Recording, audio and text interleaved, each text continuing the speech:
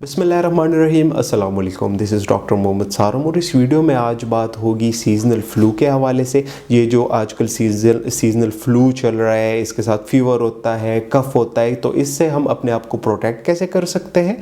और हम अपने ये बेसिकली होता है जब हमारा इम्यून सिस्टम कमज़ोर हो जाता है तो ये सारी चीज़ें आने लग जाती हैं। तो आज बात होगी ऐसे न्यूट्रिएंट्स के हवाले से कि उन न्यूट्रिएंट्स को हम अपनी ग़िज़ा में शामिल जब करते हैं तो हमारा इम्यून सिस्टम जो होता है वो बूस्ट होगा, और जब इम्यून सिस्टम बूस्ट होगा तो इन सारी चीज़ों से हमें निजात हासिल हो सकता है। अच्छा, नंबर फर्स्ट पे सारी चीज़ों में आ जाता है प्रोटीन्स। अब प्रोटीन्स दो तरह की होती हैं, प्लांट बेस्ड प्रोटीन्स होती है, एनिमल बेस्ड प्रोटीन्स होती हैं। एनिमल बेस्ड प्रोटीन में कौन सी चीज़ें आ जाती हैं? तो दूध आ जाता है, योगर्ट आ जाता है, चीज़ आ जाता है, हर तरह का मीट आ जाता है, गोश्त आ जाता है, बड़ा गोश्त आ जाता है, छोटा गोश्त आ जाता है, चिकन आ जाता है, फिश आ जाता है, तो ये चीज़ आ जाता है। तो ये सारी चीज़ें जो है ये एनिमल बेस्ड प्रोटीन्स है, इनका अपने ग़िज़ा में इनको शामिल करें।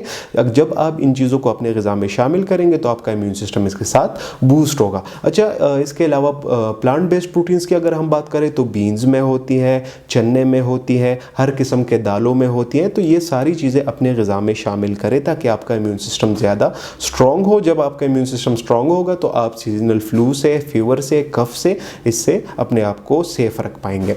अच्छा, नंबर 2 पे आ जाता है विटामिन सी। विटामिन सी में अब क्या होता है, ये इसमें रिच सोर्स है एंटीऑक्सीडेंट्स का।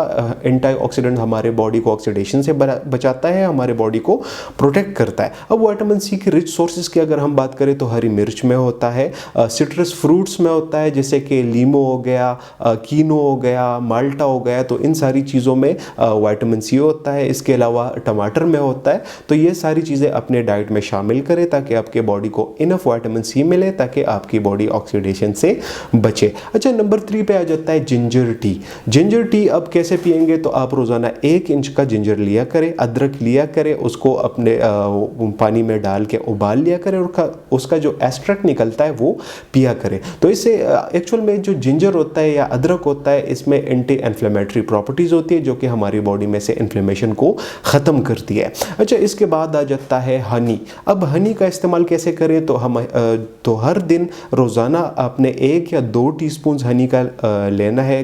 वो आप कैसे भी ले सकते हैं, फ्रूट के ऊपर डाल के ले सकते हैं, पानी के अंदर डाल के ले सकते हैं, किसी भी तरह आप ले सकते हैं। 1 या 2 चम्मच जब आप लेंगे तो इसमें ये एंटीवायरल इफेक्ट्स भी रखता है, एंटी फंगल इफेक्ट्स भी रखता है, एंटी बैक्टीरियल इफेक्ट्स भी रखता है। तो जब आप हनी लेते हो तो इन सारी चीज़ों से आप अपने आप को सेफ रख पाते हो। तो अच्छा, उनके लिए बता दो जिनको डायबिटीज़ है और जिनको मोटापा है तो वो ये हनी वाला सोर्स यूज़ ना करें, वो और चीज़ें यूज़ कर सकते हैं। अच्छा, इसके बाद नंबर 5 पे आ जाता है वाटर। अब वाटर क्या करता है? जब आप वाटर इनफ अमाउंट में लेते हो, आपकी बॉडी जब हाइड्रेटेड रहती है तो ये बहुत ज़्यादा इंपॉर्टेंट रोल प्ले करता है आपके बॉडी से टॉक्सिन्स को, वायरसेस को या बैक्टीरिया को फ्लश आउट करने में। तो जब आपकी बॉडी डिहाइड्रेटेड रहेगी तो फ्लश आउट नहीं होगी, जब फ्लश आउट नहीं होगी तो आपकी बॉडी अफेक्ट होगी। तो इसलिए ज़रूरी है कि दिन में कम से कम 7 से 8 गिलास पानी पिया करें रोज़, ताकि आपकी बॉडी हाइड्रेटेड रहे और इन चीज़ों से आप अपने आप को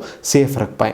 अच्छा, लास्ट नंबर पे आ जाता है रूट वेजिटेबल्स। अब रूट वेजिटेबल्स कौन से वेजिटेबल्स होते हैं? तो ये वो वेजिटेबल्स होते हैं जो कि ज़मीन के अंदर ग्रो होते हैं। फॉर एग्जांपल मूली हो गई, गाजर हो गया, शलगम हो गया, इसके अलावा आलू हो गया। तो ये सारी इन सब्जियों का अगर आप इस्तेमाल करते हो तो ये आपके बॉडी के टेम्परेचर रेगुलेशन में आपकी हेल्प करता है। फॉर एग्जांपल अगर सर्दियों में जब टेम्परेचर डाउन हो जाता है तो उसमें अगर आपकी बॉडी का टेम्परेचर भी डाउन हो जाता है तो आपकी बॉडी बुखार का सिम्टम देती है। तो जब अगर आप चाहते हैं कि आपकी बॉडी का टेम्परेचर जो है वो बिल्कुल सेफ साइड पे रहे और बिल्कुल नॉर्मल रहे, तो आप इन वेजिटेबल्स को अपने डाइट में शामिल करें। तो आज की वीडियो बस यहीं तक थी। उम्मीद करता हूँ आपको इन्फॉर्मेटिव लगी होगी। चैनल पर विजिट करने का बहुत बहुत शुक्रिया। See you in the next one. Allah हाफिज़।